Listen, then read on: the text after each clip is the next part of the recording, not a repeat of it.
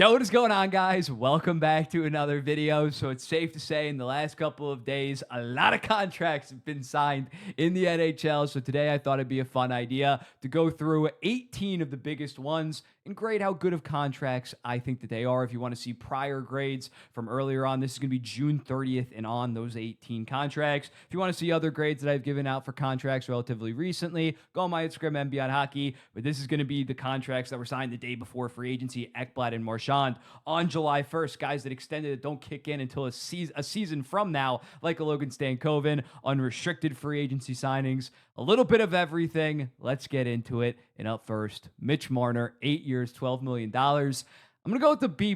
When looking at this in the regular season, it's an A. It's maybe even an A+ at $12 million. You're going to see a lot of guys get in the $12 million range in the coming seasons. Mitch Marner is in the midst of his prime. A player like him, I think, is going to age pretty well. Two-way demon, 100-point guy, although he is not going to have Austin Matthews anymore. Still going to have a bunch of elite forwards to play with on the Vegas Golden Knights.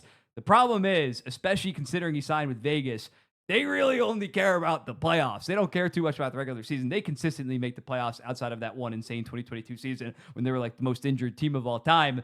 And Mitch Marner has had his struggles in the playoffs. I think it's safe to say 63 points in 70 games is what people will throw at you. But when you break it down, games 5 through 7 since 2019, 0 goals, 7 assists, 20 games played. He needs to be better. So there is some concern for Vegas that is really cup or bust every single season. They've basically been that since their inception.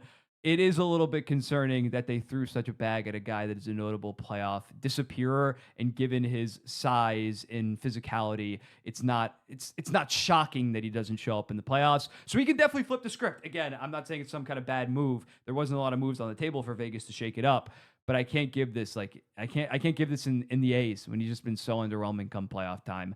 Next up, Connor Garland's 6x6. I'm going to go with the B+ as well. Connor Garland, I think, is a little bit of an underrated player, in part because he was a part of the OEL trade to the Vancouver Canucks. So kind of just people have such like a stink on that overall. But he's really developed into one of the best two-way, one of the best defensive, not two-way, one of the best defensive wingers in the entire NHL. This season ranked second in expected goals against per 60, only behind Sam Reinhart among forwards, the 160 forwards that had at least 1,000 minutes. Last year, he ranked 7th, and he's been consistently 46 to 50 points the last 3 years. So you get around 45 to 50 points. You get Selke level defense, if we're going to be honest, especially of late. And this year on a pretty bad Vancouver Canucks team. So I think for the next 3 to 4 years, you're getting yourself a $6.5 to $7 million player. Yes, there maybe is some serious age risk considering it doesn't kick in until the following season, and it takes him until he's 35 years old. But much like a Mitch Marner, I think that he is going to age pretty well considering he is such a high IQ two-way player compared to some other guys that maybe just rely on physical traits that are going to deteriorate. Connor Garland, I like this extension a decent amount. B+, Logan Stankoven, 8 years, $6 million. This is our first A. I'm giving it an A. You can argue even an A+.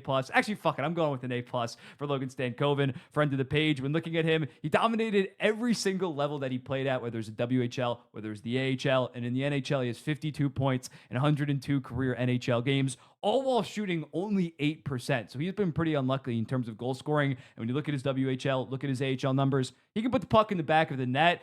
To get this guy, it doesn't kick in until the following season again. So next season, I expect him full season in the Carolina system to be 45, 50 points. I think that's like his floor going forward. And even that for $6 million, the way that this guy is an absolute menace, kind of like a Brad Marchand 2.0, you're locking him up for his age 24 to 31 seasons at $6 million. As long as the salary cap continues to rise, that's going to be third line money for the final 2 to 3 years of this. It's already second line money. It's an amazing deal by the Carolina Hurricanes. A+ for Logan Stankoven. I can't see this deal be at least $500,000 to $1 million of surplus value at least every single season, and he has the potential to eventually develop into an $8 to $9 million player. Going forward, Alex Romanov, number 4, 8 years, $6.25 million. I'm going to go with a B-. It's okay. I am higher on Romanov than others. I think he's a damn good number 4, maybe could be a number 3. It's going to be interesting to see how he plays now that he doesn't have Noah Dobson, probably going to play with Tony DeAngelo full time. He's a physical menace. I would have wanted something in the 5 to 6 year range at mid 5s. I don't really know why we're going to 8 years with Alex Romanov, with the future of the left side of this defense looking pretty set with Sean Aitchison and Matthew Schaefer. I'm not going to kill it. And I think worst case scenario, he's going to be a $4.5 to $5 million guy. I don't think that this has like buyout potential in like year 4, year 5 of it. I like the player. Just, I don't know how with the leverage that he has and the offensive deficiencies that he kind of has to a degree, how he got this much term and a solid AAV like that. I defended this guy throughout, but I got to take my bias out of this and give this a B+. Next up, another Russian defenseman, Ivan Provorov, 7 years, $8.5 million. This is objectively a bad deal. I'm going to give this a D. When looking at Provorov, he's much better than his analytics suggest because he does play in a huge role. He plays around 20 to 23, 30 a night in Columbus. You hope that eventually once Denton Matejchuk develops, Jackson Smith down the line, he can play a much easier role instead of going head-to-head and playing smash mouth hockey against some of the best competition. But his relative expected goals percentage, which I referenced on the podcast earlier today, is pretty horrible. He's ranked second to last on the Columbus Blue Jackets the last 2 seasons at minus 7.1% and minus 6.8%. So on the ice versus off the ice. He has not had very good results. He's 29 years old. I would have been fine with like a 7x7 or even a 7.5. But to give him this much, and especially with the context of the Columbus Blue Jackets, a team that's not in the middle of their window probably isn't going to open up for another 2 to 3 years. I don't know why you rush so much to give this contract. Yes, you are Columbus, maybe not the most desirable market of all time. But yeah, I probably would have let him walk and just said, we're going to avoid a potential disaster contract by year 4 or year 5 because this seriously has potential to be an utter disaster. Next up, Evan Bouchard. I'm sure the comments are going to be chirping this grade. I'm giving it an A-. 4 years, $10.5 million. He has proven the last 2 years, especially in the playoffs, he is a special offensive defenseman, and I think at $10.5 million for his age 26 to 29 season, absolutely no injury risk. I don't know how you say this, that this is some kind of dog shit deal. He has been uber productive. I think he has the second highest all-time playoff points per game, and even when you look at the numbers when he's away from McDavid and Draisaitl, and when he's away from McDavid and Draisaitl, he ain't playing with much. I know he plays with Ekblad, but in terms of forwards, it's pretty dog shit if those two aren't on the ice. He's had pretty solid underlying numbers, as well as especially in the playoffs. He has a 58% goals percentage, 58% expected goals percentage away from those two in the playoffs the last 2 runs. So he's not some kind of McDavid and McDry merchant. Shut up. Yes, he makes some dumb plays, but I think that the offensive upside that we have clearly seen is worth the price of $10.5 million for basically his prime. Martin Fehérváry, 7 years, $6 million. I'm going to give it a B+. I am higher on Fehérváry than Romanov at this point. They're the exact same age. So you give Fehérváry $250,000 less. I like it a decent amount. He's really settled into the role kind of as Washington's second pair, more so their number 4 right now. He's a physical demon, 150 block shots, as well as 134 hits. Amazing skater, and as a result is able to defend the rush very well and took a sizable step offensively prior season. 17 points, 16 points, 16 points to this year, 25 points, as well as his analytics being much better. He's not going to be required to grow into some huge role in Washington because right now they have Karlsson, they have Chikrin for the foreseeable future, Rasmus Sandin, as well as, of course, Hudson. So he just needs to be reliable. Number 3, number 4, $6 million, 25 years old, 7 years, takes until he's 32 years old. Good work by the Washington Capitals. It could easily turn into a value of a contract. One deal it's not going to turn into any value is the Cody Ceci deal. 4 years, $4.5 million. This gets a straight up F. This is going to be our only F. When looking at him in San Jose, he was by far the worst defenseman among guys like Liljegren, Ferraro, and Wallman. It wasn't just the fact that he was on the San Jose Sharks. He was part of the reason why they were so goddamn bad. Then he ranked last in basically every goals for and expected goal stat in both the regular season and in the playoffs for the Dallas Stars. He's 31 years old at this point. It's a disaster of a contract. I feel like I don't have to justify it that much. He's maybe a $2 million defenseman right now. And he got $4.5 million for 4 more seasons. He's entering his age curve, and he's already a pretty bad player. It's a pretty damn bad contract. Number 9, Brock Boeser, 7 years, $7.25 million. I'll go with the B+.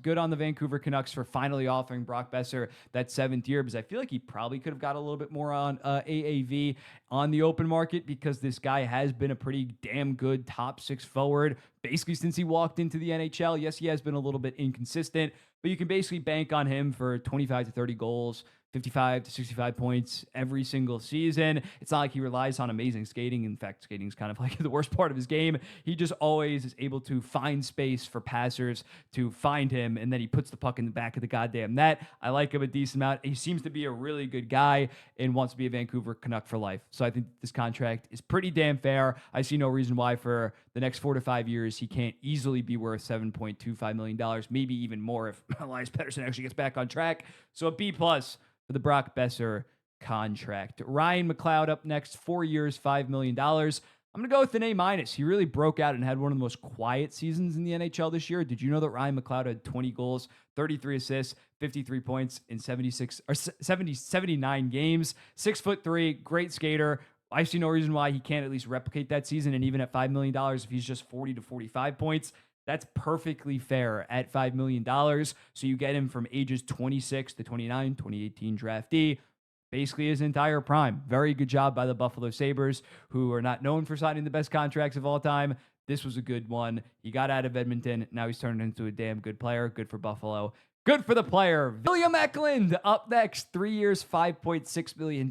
Now, in terms of pure contract, this contract surplus value, it's an A+++++++. This guy's already a 56-point guy, and it doesn't even kick in until the following season. I'm only going to give it an A just because team-wise, they're not going to get the most value out of it in terms of the fact that the first year of this deal for sure, maybe even the second year, they're not going to be a playoff team on it. It stinks that this was a bridge. Maybe his agent, me and Babiak talked on a podcast, maybe his agent was like, we're just not doing more than 3 years. We just want a bridge, and then we're going to cash out when we're still in RFA, but we're going to get a lot of money there when the salary cap continues to rise. So, yeah, Eklund easily could be a 70 to 80 to maybe even a 90-point guy if him and Celebrini continue to develop. The only problem, my only hesitation with this is San Jose's probably just not going to be that good of a team on this contract, so it's kind of unfortunate. Like, in terms of actually resulting in big games, wins in the playoffs, this contract's not going to contribute a ton to that, so I'm just going to go with an A. It's kind of unfortunate that they weren't able to get more term, but again, it might have just been the agent. Next up, Ekblad, 8 years, $6.1 million. You got to go with an A+ for a guy that is a damn good two-way top pair defenseman that had 13 points in 19 games in the playoffs this season. Throughout his career has been very good for the Florida Panthers. Back-to-back Stanley Cup champion and has played a sizable role in that. Could have gotten 7 years at $8.75 million on the open market, and he said, I want to stay a Florida Panther. It's easily an A+, especially given the fact that the Florida Panthers window is the next 4 to 5 years. I do think that there is some risk that his body kind of just breaks down in the final 2 to 3 years of this deal, but you don't really give a shit about that at that point because your entire core is going to be around Ekblad's age at like 35, 36. It'd be crazy if they're still a top tier contender at that point. But yeah, it's awesome. You can just rely on him for 45, 50 points every single year, or for those paces. He might actually miss some games because he's been so injured of late. But consistent hockey, consistent two-way hockey, and in the playoffs, he is most definitely built for the playoffs. K'Andre Miller, 8 years, $7.5 million. I'm going to give it a B. I think I hate what they gave up, or I dislike what they gave up in the trade because I'm decently high in Scott Morrow, as well as a first and second round pick. With that, the contract is okay. $7.5 million will be second pair money relatively soon. K'Andre Miller, there's all the tools in the world for him potentially work for the Carolina Hurricanes. There is a lot that you need to strip out of his game in terms of the dumb turnovers. But yeah, I think you bet on the physical tools. If you're the Carolina Hurricanes, just not that much of a discount for a guy that we thought in 2023 was emerging as one of the best defensemen in the entire NHL, had 43 points at age 23, then kind of regressed back into some of his bad habits. But at the end of the day, I think Rod's going to smooth him out and turn him into a pretty damn good player. Gavrikov, these deals kind of go hand in hand. 7 years, $7 million. B+, 28 years old, shutdown defenseman, 4th in expected goals against per 60 this season. Granted, there was 2 other LA Kings within that top 5, Jordan Spence and Mikey Anderson. So it is possible that he's a system merchant, but I even liked him in Columbus a decent amount, especially when Werenski went down. He did the best analytics, but I thought that he really stepped up in a big way in terms of being their number 1 defenseman. And yeah, he fit perfect in LA, and going to New York, he's probably going to play with Adam Fox. They're probably going to form a top 3 pair in the entire NHL. Right now, he is definitely an upgrade over K'Andre Miller and costs $500,000 less. I thought Gavrikov, especially once Provorov got 8.5, I thought, Jesus, if I'm Gavrikov, I'm asking for at least 8 now, and ended up only being $7 million. So pretty good work by the New York Rangers. They get a B plus. Tanner Jeannot, a bad unrestricted free agency signing, 5 years, $3.4 million. I'm gonna go with a D minus. Like Ceci, I just cannot see him ever being a $4.5 million defenseman for a full season or come playoff time. Jeannot, I guess I'm not holding on to that 2022 season when he had 24 goals, 41 points. I'm giving him D minus, but there is a world where maybe he provides some value in terms of a bottom six physical winger. He still is only 27, 28 years old. But yeah, he has 45 points in his last 198 games since that rookie year. Bad contract, and he has a bunch of no trade protections. We went over it on the podcast. He has 2 years of a full no trade clause. That is absolutely insane for Tanner Jeannot. Mikael Granlund, 3 years, $7 million. I'm going to go with the C. Again, he's probably going to put up a bunch of empty calorie points. He is very skilled, and maybe like in San Jose, can help develop some of their young players. But he plays not a lick of defense. And for Anaheim, a team that's probably not going to be a playoff team next year, might not even be a playoff team the following season, that third year when they do have some serious expectations from the entire league, not just internally, it's probably going to be a net negative player by a decent amount, like half of his salary potentially, given his age at 33 years old. So I can't say I'm too high. It's definitely not in the CC. It's definitely not in the Jeannot tier. But I think that, especially team fit wise, I don't like it that much. The Brad Marchand contract, 6 years, $5.25 million. If it's what I think it is, and it's only going to be a 3 to 4 year deal before he LTI or retires, it's an A plus deal. If we're going based on the actual deal, it's probably like a B plus deal because those final 2 years would be pretty horrendous. So I guess I'm going to split the difference. I'm going to give it like an A, just considering the fact that Florida's window is relatively the next 2 to 3 years. It probably could be 4 to 5 years on top of that. But yeah, you re-sign Brad Marchand. He played with the two Luce Derain and Anton Lundell. They outscored opponents 13-4 in the playoffs. He had 10 goals, 10 assists, 20 points, 23 games, and even the regular season. 51 points, 71 games. I see no reason why he can't be a pretty damn good, effective player, especially going from Boston, going to that reduced role in Florida. He absolutely thrived in it. Should have at least 2 more damn good seasons, probably in the third season as well. Will be worth that contract. And yeah, then he's just going to go on LTIR and kind of just retire and hang out in the Florida Keys, maybe catch a couple games in the press box, but he will not be on the cap sheet. Next up, Thatcher Demko, 3 years, $8.5 million. I'll give it a C+. I've been critical of this deal. I just don't understand why you sign it now in the offseason before you see him fully healthy. Every Canucks fan is screaming at me, oh, he's fully healthy. Let's see him fully healthy after 2 months, like playing every third day or something like that. I don't care about what he's looking like in practice when he's practicing once every 3 days. So I think that I don't really see the huge upside. Because if he's good to start the season, maybe you have to give him like a 5-year or 6-year deal at $9.5 million. I just don't see the massive surplus value. And I think that there's a bunch of downside risk, obviously, considering this guy has averaged 35 games in the last 3 seasons. Yeah, it's risky. It's very, very risky. And now the Canucks have $14 million tied up. $13 million tied up between him and Lankinen. Next up, or actually lastly, 18th, Ehlers, 6 years, $8.5 million. You got to give it an A-. I like it a decent amount. They still need to get a second line center, but this individual deal, very good. He hopefully will finally get a decent amount of 5-on-5 ice time. That was not the case in Winnipeg. These are the insane stats that Dmitry Filipovich tweeted out. 16th this season in 5-on-5 points, or over the last 3 seasons. 16th in 5-on-5 points per 60. 199th in 5-on-5 ice per game. 26th in all situations points per 60. 194th in all situations time on ice per game. So yeah, play the dude. He's going to produce in the regular season. There's maybe some concerns about his post. I tweeted it out and I got flamed. There's maybe some concerns about him in the playoffs. He only has 21 points in 45 career playoff games.